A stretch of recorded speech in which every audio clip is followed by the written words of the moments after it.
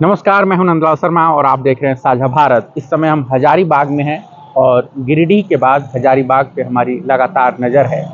लेकिन झारखंड घूमने के बाद हमने एक चीज़ पाई कि किस तरीके से आप देखिए गिरिडीह में जयराम महतो ने पिछले 2-3 महीने से लगातार कैंपेनिंग की है। पहले भी वो जनता के मुद्दे पर जो है लोगों के बीच जाते रहे हैं, मुआवजे की मांग को लेकर के या फिर पीड़ितों को न्याय दिलाने की मांग को लेकर के जयराम महतो ने लगातार राजनीति की है और लगातार वो जनता के बीच हैं। लेकिन चाहे वो बीजेपी हो या फिर इंडिया गठबंधन की पार्टियां हों, कोई भी पार्टी अभी पूरी तरीके से चुनावी मोड में नहीं आ पाई है। ज़्यादातर नेता चुपचाप बैठे हुए हैं। ऐसा लग रहा है कि उन्हें गर्मी लग रही, बड़ी रैलियां नहीं हो रही। माना कि जो है चरणबद्ध तरीके से चुनाव है, फेज वाइज चुनाव है। अभी बीजेपी का फोकस पश्चिमी उत्तर प्रदेश और बिहार की कुछ सीटें हैं, जैसे कि गया, औरंगाबाद और जमुई जैसी सीटें हैं। लेकिन झारखंड की जो लोकल पार्टियां हैं, जेएमएम हो, उसका क्या मतलब? अभी आप देखिए कि जिस तरीके से अभी तक सिर्फ 4 सीटों पर जेएमएम ने घोषणा की है, एक सीट पर उम्मीदवार अभी बाकी है, उसके खाते में 5 सीटें हैं। इसके अलावा जो दूसरी पार्टियां हैं, छोटी छोटी पार्टियां, चाहे वो भारतीय आदिवासी पार्टी हो या फिर कांग्रेस को देखिए आप, कांग्रेस एक बड़ी पार्टी है लेकिन अभी तक वो चुनावी मोड में नहीं आ पाई। थोड़ा बहुत प्रेस कॉन्फ्रेंस कर लेते हैं ये लोग रांची में बैठ के, और इसके अलावा ग्राउंड पर कुछ नहीं, जनता के बीच कोई नहीं। तो क्या जयराम महतो ने जो माहौल बनाया है, आप देखिए जिस तरीके से गिरिडीह में उन्होंने पूरी राजनीति को गरमा रखी है, बोकारो, धनबाद और तमाम जगहों पर उनका असर दिख रहा है। हजारीबाग में दिख रहा है। हजारीबाग में लोग कह रहे हैं कि हम जयराम महतो को देख रहे हैं, उनको देख रहे हैं, वो हमें न्याय दिलाएंगे, वो झारखंड को बचाएंगे। तो जयराम महतो ने जो पिछले 6 महीने में जो राजनीति की है, जनता के बीच संपर्क बनाया है, उसका असर बहुत है। और मुझे लग रहा है कि 2024 के चुनाव में ये बहुत निर्णायक होने जा रहा है। जयराम महतो का ही ये असर है कि आप देखिए कि गिरिडीह में चंद्रप्रकाश चौधरी को भाजपा के विरोध का सामना करना पड़ रहा है। बीजेपी के लोग चंद्रप्रकाश चौधरी का विरोध कर रहे हैं और ये कह रहे हैं कि 5 साल आप गायब थे, आपने कुछ नहीं किया, हमारे लिए कुछ नहीं किया। मतलब बीजेपी के कार्यकर्ता कह रहे हैं। मधुबन में जो बीजेपी और आजसू की जो कार्यकर्ताओं की मीटिंग हुई थी, उसमें एकदम साफ तौर पर बीजेपी के कार्यकर्ताओं ने चंद्रप्रकाश चौधरी को इतना मतलब विरोध करके परेशान किया कि उन्हें बोलने का मौका नहीं मिला।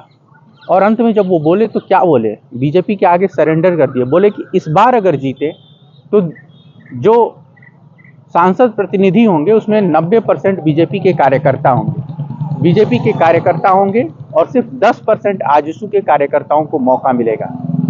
तो झारखंड में जो है जयराम महतो ने अपनी राजनीति क्लियर कर दी है, सेट कर दिया है। वो जनता के बीच है और जयराम महतो को गिरिडीह में बढ़त है, वो आगे है। कोई भी उम्मीदवार उनका मुकाबला भी नहीं कर पा रहा है। जेएमएम ने मथुरा महतो को टिकट दिया है, लेकिन मथुरा महतो उस तरीके से अभी सक्रिय नहीं है जिस तरीके से जयराम महतो। हो सकता है कि आपके पास एक पारंपरिक वोट बैंक हो, दलित, आदिवासी और मुसलमान का समीकरण आपके पक्ष में हो, लेकिन जनता की जो लहर है वो किसके साथ है? अगर आप ये देखें पिछले 6 महीनों में जिस तरीके से गिरिडीह में राजनीति हुई है, उसके बाद से जेएमएम जो है लगातार जो है खामोश है, पड़ी हुई है। 21 तारीख को रांची में एक रैली, लेकिन उससे पहले क्या, आप रांची में रैली कर लेंगे तो गिरिडीह नहीं जीत जाएंगे। आपको हर विधानसभा में, हर बूथ पर, हर सेक्टर वाइज जो है आपको एक्टिव होना पड़ेगा। 1 महीने से भी कम का समय जो है तमाम सीटों पर है। आप देखिए 4थे चरण से झारखंड में चुनाव शुरू हो जाएगा और 1 जून को आखिरी वोटिंग होगी जो संथाल परगना में होगी। तो जो 4थे चरण का उम्मीदवार है वो कहाँ है? आज 10 तारीख हो गया और आपके पास 4थे चरण में जो वोटिंग है वो मई के शुरू में ही है और अभी तक पार्टियां जो है निश्चिंत पड़ी हुई हैं। इंडिया गठबंधन तो ऐसे लग रहा है जैसे कि उसने मान लिया है कि वो सरेंडर कर चुका है। बीजेपी और आजसू ने भले ही तमाम सीटों पर अपने उम्मीदवार घोषित कर दिए हैं, लेकिन ग्राउंड पर उनकी भी कोई खास जो है सक्रियता नहीं है। हम हजारीबाग में थे तो हमने देखा कि मनीष जायसवाल थोड़ा बहुत घूम रहे हैं, जैसा कि लोगों ने बताया। लेकिन लोग ये भी कह रहे हैं कि मनीष जायसवाल से ज़्यादा भीड़ तो संजय मेहता के काफिले में है, वो जो संपर्क करने के लिए गांव-गांव, गली-गली घूम रहे हैं। तो जयराम महतो ने झारखंड की राजनीति को सेट कर दिया है, बदलाव कर दिया है। और मैं आपको बता दूं कि झारखंड में इस बार 3-4 सीटों पर खास तौर पर नजर रहने वाली है। पहली सीट हॉट सीट है गिरिडीह, दूसरी सीट है दुमका और तीसरी सीट है कोडरमा। इन तीनों सीटों पर आप देखिएगा कि जो उम्मीदवार हैं वो नए उम्मीदवार हैं, बदले हुए उम्मीदवार हैं, समीकरण बदले हुए हैं।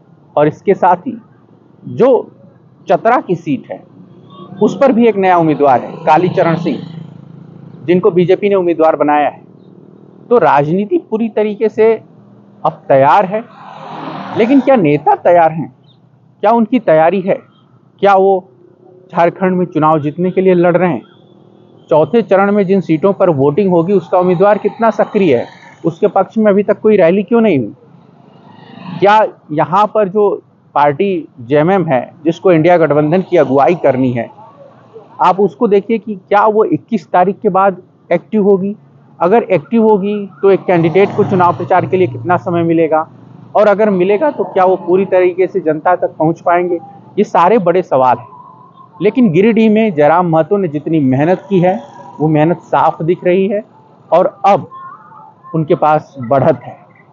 जयराम महतो और उनकी पार्टी के सामने सिर्फ अब एक चैलेंज है, और वो चैलेंज है कि चुनाव आयोग जब उन्हें चुनाव चिन्ह आवंटित करेगा तो उसे जनता तक पहुंचाना। ग्राउंड पर उन्होंने मेहनत की है, उनकी पार्टी के लोग मेहनत कर रहे हैं। जो बड़ा चैलेंज है, जो जयराम महतो की पार्टी के नेता भी स्वीकार कर रहे हैं, हमारे साथ इंटरव्यू में संजय मेहता ने भी ये बात स्वीकारी कि उनकी पार्टी के लिए सबसे बड़ा चैलेंज ये है कि जब चुनाव आयोग चुनाव चिन्ह आवंटित करेगा तो उसे लोगों तक पहुंचाना, उसकी पहचान करना, बड़े बूढ़े बुजुर्गों को बताना कि ये चुनाव चिन्ह है, आप इसी पर वोट दीजिएगा। तो झारखंड में जो है एक छोटी पार्टी, युवाओं की पार्टी, जिन्होंने बड़ा कलेजा दिखाया है, साहस दिखाया है, वो लोग जो झारखंड को बचाने और इसको बदलने की लड़ाई लड़ रहे हैं, वो लोग तैयार हैं, जनता के बीच हैं और अपनी बात रख रहे हैं।